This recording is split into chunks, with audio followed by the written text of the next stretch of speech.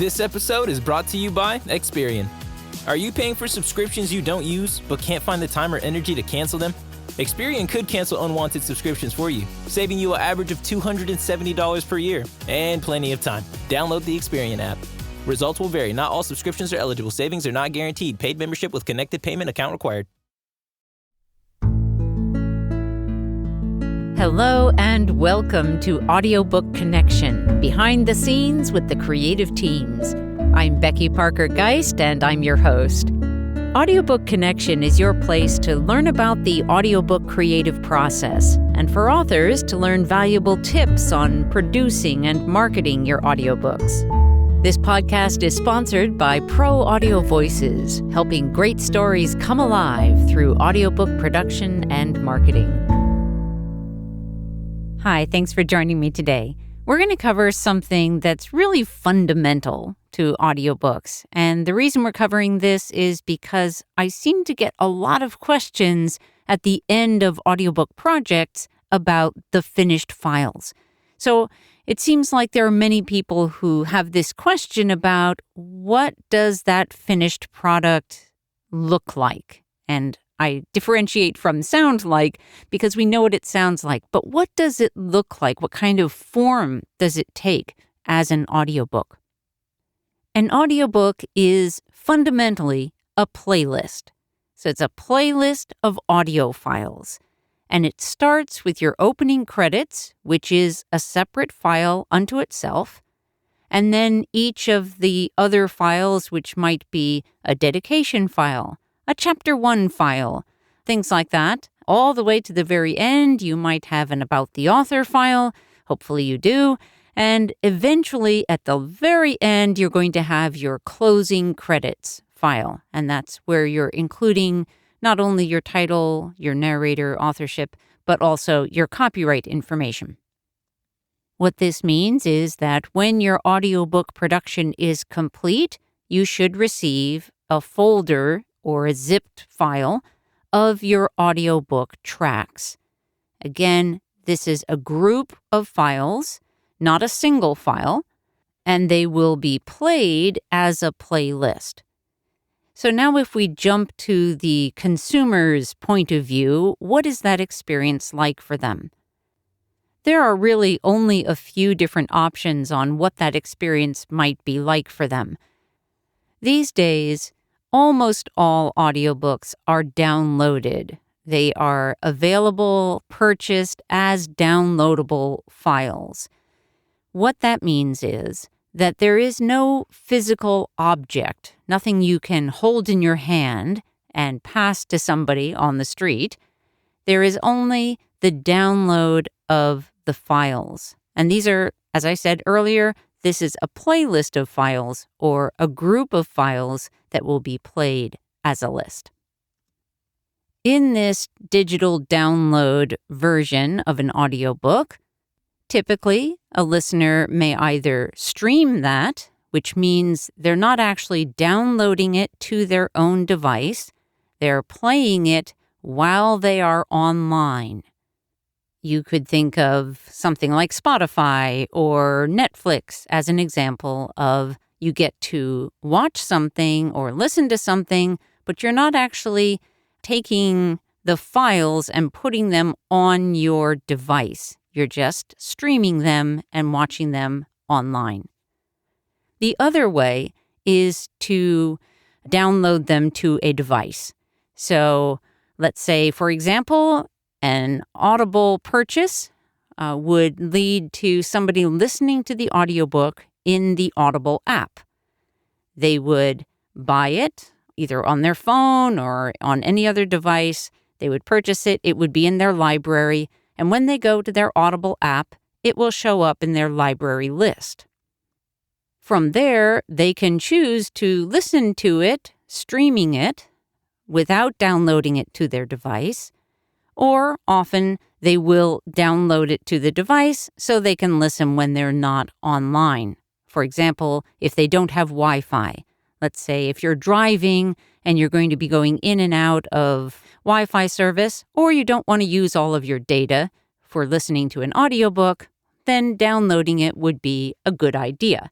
And many people will make that choice and download it to their device. They can later remove it from the device without losing access to it in their library. That is the most typical audiobook listening experience. Now, especially for people who are maybe a little on the older side, who are used to getting audiobooks as CD sets from libraries or from stores, that is a different kind of experience where you do have a physical object, right? Now, CDs are not the typical way of delivering an audiobook these days. For one thing, it is a much more expensive prospect to create. It's not the duplication of the CDs themselves. That is actually very inexpensive and not really in the overall budget for a CD project. That's not something that's a negligible amount.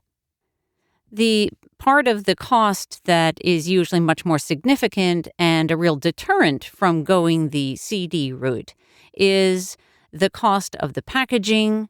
And then once you have it packaged, and remember that most books are going to be multiple CDs in order to have the full audiobook included on it, which in itself, even though the duplication of CDs is negligible, when you start adding it up for each set, it starts to really significantly impact the cost. Okay, so it's largely the packaging. And then I want you to think about the fact, okay, now I've created these. Let's say we're talking about a very short run of 200 CD sets. Now, unless you have 200 customers ready to buy those CD sets, somebody is going to have to store them and then do the fulfillment for those CD sets. So I'm diving a little bit deeper into some of the reasons why I would advise against doing CD sets. But really, this all is coming down to this understanding of what is it that an audiobook is, or what formats can it come in. It can come as a CD set, but really, the digital download experience is so far superior in general to a CD experience that we kind of wonder why anyone would do that anymore. With CDs, you can only put so much on one CD, and then you have to take the CD out. You have to find the other CD, the next one, put it in. You have to properly package the one you just took out, or it's going to get all scratched up and ruined. And it's just not generally a great experience. However, I will say this. If you have someone in your life that really needs the CD version of your audiobook, it is possible to take the files that you own, that you've received from your audiobook producer, and to burn those onto CDs in a set. You can label them with Sharpies on your CDs so that you can share that with somebody. Or you can do something fancier in terms of your labeling. But the point is, that is a way to deliver that kind of format. But again, it's not a typical listening experience. And remember that even in that experience, the form of the audio is still these MP3 files. They are still a playlist. The only difference is that rather than just playing them on a digital device, you're actually copying them onto a physical object of the CD. Or, likewise, if you wanted to use a flash drive, similar kind of thing, actually easier because you don't have the same issue of capacity on a flash drive generally. So you can usually put a whole audiobook on a flash drive, whereas that would be an uncommon experience for an audiobook. Let's take a short pause, and when we come back, we'll talk about some of the reasons why this is so. There is nothing like a great book to transport you to new worlds. Here at Pro Audio Voices, we love working on projects that transport the listener. We pay attention to the details, like making sure we have actors that can clearly differentiate the character voices, making for a great listening experience. If you have a book that you would like to get into audio, and you're looking for a team with a personalized approach, Pro Audio Voices might be just the right fit. Come visit us at proaudiovoices.com. Okay, so now let's jump into just answering that question about why is this so? And I think I've covered just a little bit of it in the first part, but one of the things that for those of you who may not be very tech savvy or may not understand, well, why can't I just have my audiobook in a single file? I have had clients who have asked, could they please just have the audiobook in a single 7-hour file? And I say no. And the reason is because, first of all, it would take a really long time just to put those files into a single long file. The reason why it takes a long time, it's very different from like a Word cut and paste and just putting them into one document.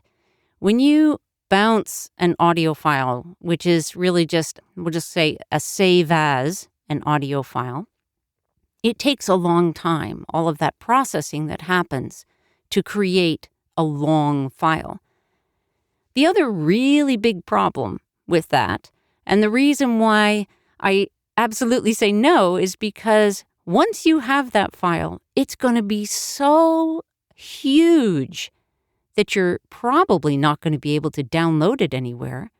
You're probably not going to be able to upload it anywhere. So really, what is the point? And yes, there are platforms, there are special drives, that you can get. There are ways to deal with enormous files, but they're so impractical because they're so difficult to work with.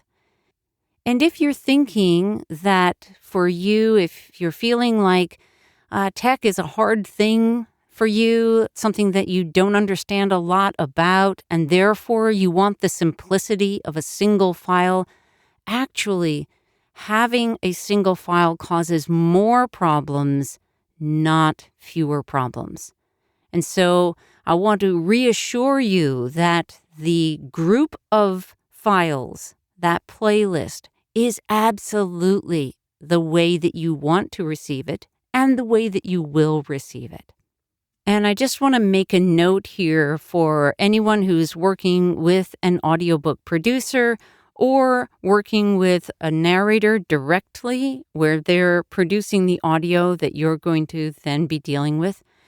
Always make sure that you save your audio files. When your audiobook is done, make sure that you receive those files and that you save them somewhere. Like a portable hard drive is a great place to save them, or could be on your computer somewhere. The important thing is to make sure that you have them. And I bring this up because we've worked with so many authors who have worked with various kinds of publishers, and I've learned that many times authors will work with other people, and when they're done in that process, their book may be published, but the author has not gotten a final copy of the PDF or the Word document. And it's so important for you to have both. So I want to really encourage you, whenever you have something produced for you, make sure that you get those files because they can be really valuable to you. You may find that there's something you want to do later and you need them. And so I'm just trying to drive home that point. And I'm just going to wrap up with one last suggestion. When you receive your audiobook files in that group, if you want to hear them before it's published and you want to hear them as the playlist that they are, one way to handle that is to import them into some music player. For example, if you work on a Mac, you can import them into iTunes and then create them as a playlist and then just play the playlist. Because that's exactly what the listener experience is going to be like, except for it will be in maybe the look of the app or the player itself. It will look a little different. On a PC, there are other programs you can use to do exactly that same thing. And one other thing before I forget, and that is when you're saving your files for your book, for your audiobook, make sure you also save your image files from your designers. It's really smart if you are working with a designer who will then give you their InDesign files, if that's what they're working in, or whatever program they're working in. Even if you're not able to open them and understand how to work with them yourself, having those original files can be really helpful if you need to work with a different designer in the future. So again, just holding on to your original files, making sure that you have your audiobook cover digital files as well. You can put them all together into one folder and save them somewhere safe. I hope that this has been helpful to you.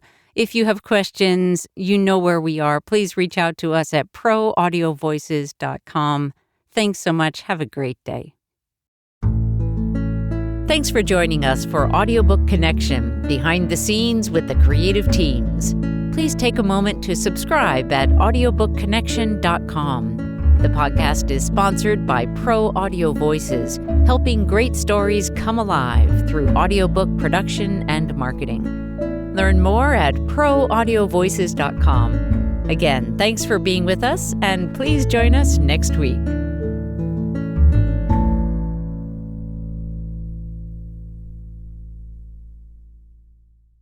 This podcast is a part of the C-Suite Radio Network. For more top business podcasts, visit c-suiteradio.com.